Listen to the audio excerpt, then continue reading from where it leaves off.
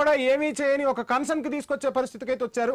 రామిరెడ్డి గారు, ఈ అంశాలన్నీ కూడా తెర మీదకి వస్తున్నాయి. సో ఆ పార్టీ ఈ పార్టీ అని తేడా లేదు, పార్టీలన్నీ కూడా ఒక్కటే, ప్రజలు ఒకవైపు, రాజకీయాలు ఒకవైపు అన్న పరిస్థితి స్పష్టంగా కనిపిస్తున్న సమయం. ఒక అక్బరుద్దీన్ ఓవైసీ అవ్వచ్చు, అసదుద్దీన్ ఓవైసీ అవ్వచ్చు, ఇంకా అన్ని పార్టీల్లో నాయకులు చాలా మంది కూడా భూ కబ్జాలకు తెరలేపుతున్న పరిస్థితి కనిపిస్తోంది, ఎవరో ఒక్కరిద్దరు మినహా. సో ఏంటి అసలు ఎలా చూడొచ్చు అంటారు హైడ్రా పనితీరుని? అండ్ ఈ మార్పు రావాల్సింది కూడా రాజకీయ నాయకుల నుంచే మార్పు రావాల్సిన అవసరం ఉంది. ఏం చేయబోతున్నారు? ఇప్పుడు బోడిగుండుకు మోకాలు గుళ్ళకి పెట్టి అది నున్న గుండు నేను ఇది నున్న గుండు రెండు సమానం అంటే అర్థరహితమైన బాధ. అసలు ఏం జరిగింది? చెరువు మధ్యలో నోట్లో మట్టి పోసినట్టు మట్టి పోసి నింపి చెరువును 40% పూర్తి 100 కోట్లు పెట్టి కబ్జా దర్జాగా కబ్జా పర్మిషన్ లేకుండా బిల్డింగ్లు కట్టుకుంటే దాని మీద సానుభూతి డొంక తిరిగా సమర్థించడం, ఇంకో దాంతో బయట ఎక్కడో బస్వర్గంలో ఉన్నదాంతో పోతడం చాలా నాకు బాధేస్తుంది ఇట్లా మాట్లాడడం. అది మట్టి చెర్ల నోట్ల మట్టి పోసి కట్టిరు. హైకోర్టు ఏం చెప్పింది? ఆ కట్టేటప్పుడు దాన్ని సహకరించిన బీఆర్ఎస్ దోషే.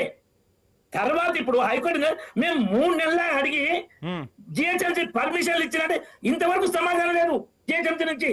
విద్యాశాఖ మాత్రం ఆ కాలేజీకి అనుమతులు లేవని చెప్పింది.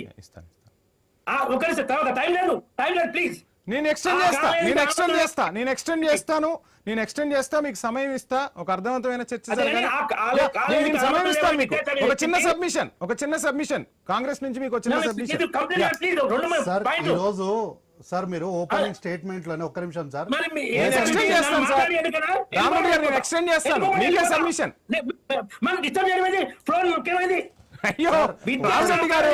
రామరెడ్డి గారు సబ్మిషన్ మీకే, ప్లీజ్ కోఆపరేట్. మీకు ఎక్స్టెండ్ చేస్తాను, మీకు సమయం ఇస్తా నేను.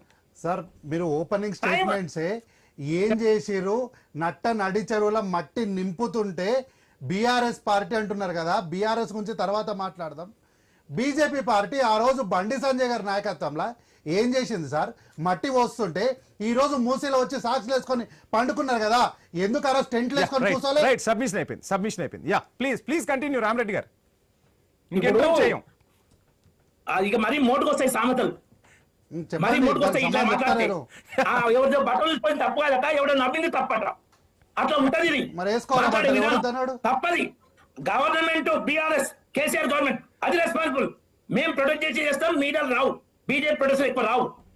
అది తప్పు బీఆర్ఎస్ ది. బురద బీజేపీ రుద్దాలి. మళ్ళీ మమ్మల్ని ఎందుకు కలుపుతారు మీడియాని? మీరు ప్రొటెస్ట్ చేస్తే మేమెందుకు చూపించాం?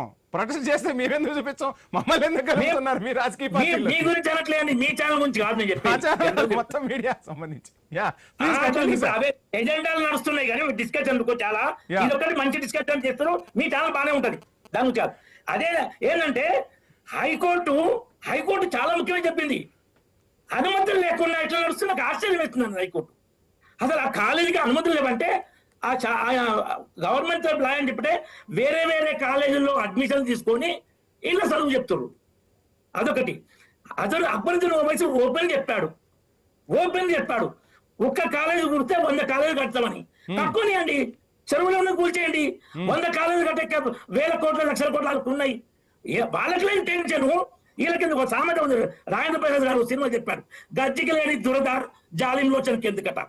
ఎంఐఎంకి లేని బాధ కాంగ్రెస్ పార్టీకి ఎందుకు అని ఓవైసీ ఓపెన్ చెప్పాడు. ఒక్క కాలేజీ కూడా కొడితే 100 కాలేజీలు కడతామని ఆ కెపాసిటీ ఉంది మాకని. మరి చెరువులో మట్టి పోసి నింపే కాలేజీ ఎందుకు కొలగొట్టలేదు?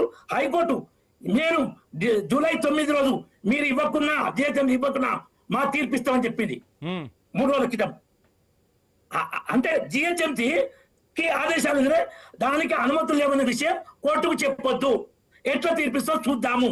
ఆ విధంగా కాంగ్రెస్ ప్రభుత్వం కుట్రపూరితంగా ఈ విషయం కుట్రే కానీ కాంగ్రెస్ అంటే ముస్లింలు అంటే కాంగ్రెస్ అని ఓపెన్ చెప్పింది నాయ్. అలా ఐ లవ్ పాకిస్తాన్ ఓపెన్ అయినాయి. సో ఏంటి ఇప్పుడు మీ ప్రభుత్వం వస్తే మొత్తం కూల్చేస్తుందా? రేపు ప్రజలు మీకు అధికారం కట్టబెడితే అక్కడికక్కడ కూల్చేస్తారా? మా నాయకులు స్పష్టంగా చెప్పారు, బీజేపీ ప్రభుత్వం వస్తే ఏ చెరలో ఉన్న ఏ దేని కూల్చేస్తాం, ఇంక్లూడింగ్ ఫాతిమా. ఇప్పుడు మీరు అధికారంలో ఉన్న రాష్ట్రాల్లో ఎక్కడా కూడా ఇటువంటి భూదందాలు లేవా? అక్కడ భారతీయ జనతా పార్టీ ఏ యాక్షన్ తీసుకుంటుంది? ఎందుకంటే ప్రజలకు నమ్మకం కలిగించాలి కదా. తప్పకుండా తీసుకుంటుంది. ఒక కేసులో బీజేపీ కార్యకర్త ఆరోపణ అయితే ఆయన ఇల్లే కూల్చేసింది యోగి ప్రభుత్వం. ఒక కేసులో బీజేపీ మండల్ ప్రెసిడెంట్ ఇక్కడ ఆరోపిత అయితే ఇల్లే కూల్చేసింది. మాకు వాళ్ళు వీళ్ళు తేడా లేదని మేము చేస్తాం. అట్లా ఏమన్నా లీగల్ ఇబ్బందులు ఉంటే కొద్దిగా అది, కానీ ఆ విధంగా ఇప్పుడు వాళ్ళు ఓపెన్ గా ఇప్పుడు ఇంకా అక్బరుద్దీన్ ఓవైసీ ఇంతకుముందు ఘోరంగా మాట్లాడాడు. ఎవరిని ఎన్టీఆర్ సమాధిని, పివి నరసింహ సమాధి హుసేన్ సాగర్ FTA లో ఉంది, దాన్ని కూల్చేస్తామన్నాడు. 10 మకాల చెరువు మధ్య పెట్టుకొని. వీళ్ళు కాంగ్రెస్ వాళ్ళు, బీఆర్ఎస్ వాళ్ళు వాళ్ళకి రిప్లై ఇవ్వరు. అసెంబ్లీలో రేవంత్ రెడ్డి ఏమన్నాడు, అక్బరుద్దీన్ ఓవైసీని కొడంగల్ నుంచి కాంగ్రెస్ ఎమ్మెల్యే గెలిపించుకొని డిప్యూటీ సీఎం చేసిన పక్కన కూర్చోబెట్టుకుంటా అన్నాడు. కేసీఆర్ ఏం చేసిండు, అప్పుడు 15 నిమిషాలు పోలీసులు పక్కన వెళ్తే మీ సంగతి చూస్తే ఆ కేసును నిర్వీర్యం చేసిండు. ఏజెన్సీస్ ద్వారా కోర్టులో ఆయన శిక్ష పడకుండా నిర్దోషిగా బయటపడ్డాడు. రఘునందన్ రావు గారు మీ దగ్గరనే ఉన్నారు, ఎందుకు అబద్ధాలు మాట్లాడుతున్నారు? వాళ్ళ ఎంపీనే సార్, రఘునందన్ రావు గారు చర్చలు తీసుకోండి. హిందూ ద్రోహులు మొత్తం. అవును, సార్ రఘునందన్ రావు గారు మీ ఎంపీ హిందూ ద్రోహి అని జూబ్లీస్ ఉప ఎన్నిక టైంలో రామరెడ్డి గారు మళ్ళీ సమయం ఇస్తా మీకు. కార్తిక్ గారు అసలు ఏం చేయబోతున్నారు అంటే